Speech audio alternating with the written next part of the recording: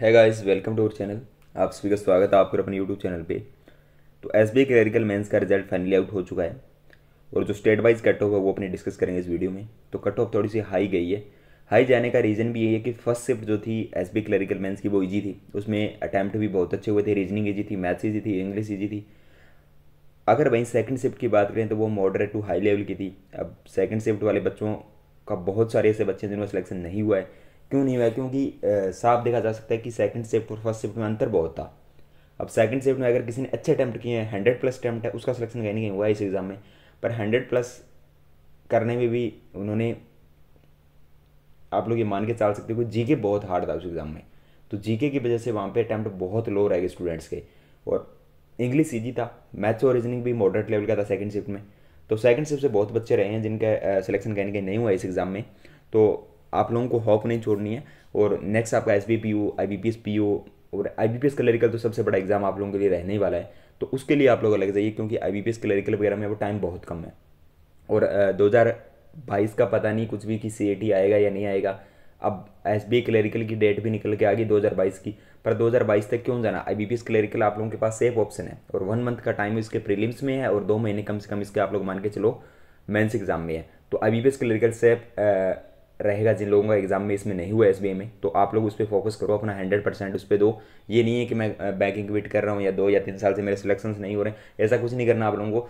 क्योंकि ये एक पार्ट है लाइफ का। कभी आप लोगों को उतार चढ़ाव लाइफ में आते रहते हैं। तो कभी कोई एग्ज़ाम अच्छा नहीं निकला, कोई दिन आपका अच्छा नहीं था, उस दिन आपका माइंड स्टेबल नहीं था, तो मे बी वो एग्ज़ाम अच्छा नहीं निकला। तो इसका मतलब ये नहीं कि आपके अंदर कमी है, आप उस चीज़ को कर ही नहीं सकते। ये एक दिन से जैसे नहीं होता। तो आप लोगों ने अब जब एस बी क्लरिकल दिया उसके बाद तो बहुत टाइम हो गया, अब आपने प्रिपरेशन और अच्छा कर लिया होगा अपना। तो ये चीज़ें चलती रहती है। तो आप अपनी प्रिपरेशन को और ज़्यादा बूस्ट करते रहिए और जो चीज़ें कमज़ोर है उनको आप लोग स्ट्रॉन्ग बनाइए। अब ये मत सोचिए कि जो चीज़ कमज़ोर है उसको हम कमज़ोर ही रहने दें। ये सोचोगे तो एग्जाम नहीं निकलेगा। जो चीज़ वीक है उसको स्ट्रॉन्ग बनाइए और जो स्ट्रॉन्ग है उसको और स्ट्रॉन्ग बनाइए, तभी जाके आप लोगों का जो कहीं ना कहीं एग्जाम निकलेगा।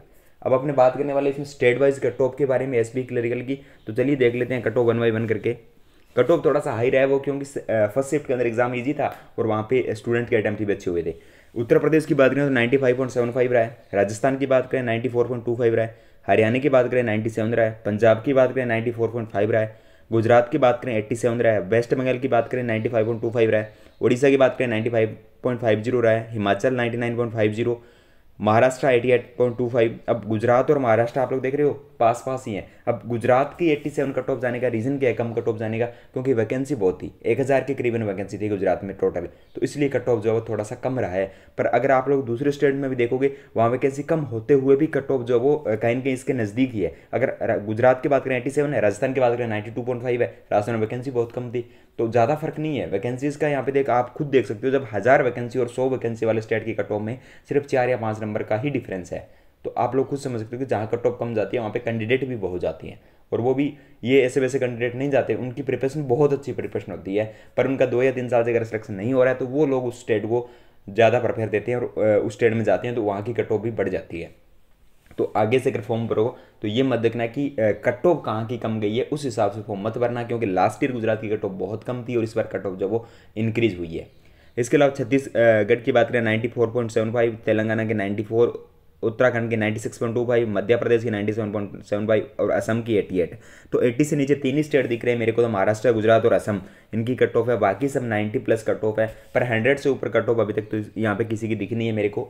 अब आप लोग क्या करोगे, जिन जिन ने स्कोर कार्ड देख लिया, चाहे आपका सिलेक्शन हुआ है चाहे नहीं हुआ, जिनका हुआ उनका बहुत बहुत बधाई उनको, और जिनका नहीं हुआ तो आप नेक्स्ट एग्जाम पे लग जाइए। और आपको एक काम और करना है कि अपने जो भी मार्क्स हैं, जो भी आपके स्टेट की कट ऑफ है, आपकी चाहे कैटेगरी ओबीसी है, एससी है, एसटी है, जनरल है, ईडब्ल्यूएस है, जो भी आपकी कैटेगरी है, जो भी आपका स्टेट है, वो कट ऑफ यार जरूर कमेंट सेक्शन में शेयर करो, ताकि और बच्चों को आने वाले टाइम में उस कट ऑफ का पता लग सके और वो कहीं ना कहीं इसके अराउंड अपनी प्रिपरेशन जो वो स्टार्ट कर पाएँ। ये सारी जनरल कैटेगरी की कट ऑफ है।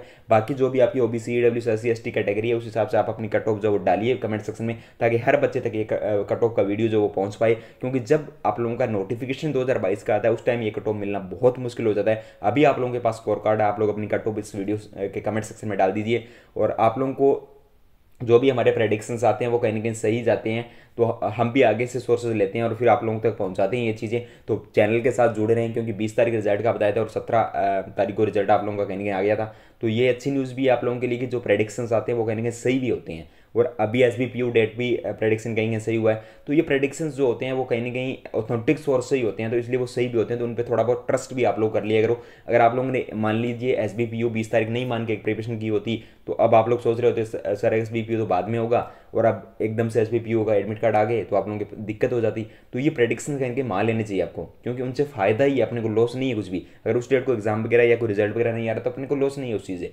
फ़ायदा ही है, क्योंकि अपने अपनी प्रिपरेशन और ज़्यादा बेटर कर ली है, क्योंकि अपने को टाइम कम मिला था। और अगर उसने जो वो अपने प्रेडिक्शन डेट से आगे एग्जाम की डेट दी है तो और टाइम अपने को एक्स्ट्रा मिल गया। तो ये उसमें फ़ायदा ही है, कोई लॉस वाली बात है ही नहीं आप लोगों के लिए। तो उन चीज़ों को मानना चाहिए आप लोगों को, और चैनल को सब्सक्राइब करके रखिए। और टेलीग्राम ज्वाइन नहीं किया तो टेलीग्राम ज्वाइन के लिए कमेंट सेक्शन में लिंक दे रखा हूँ मैं टेलीग्राम का, तो वो भी आप लोग ज्वाइन कर लीजिए। थैंक यू दोस्तों, हैव ए नाइस डे।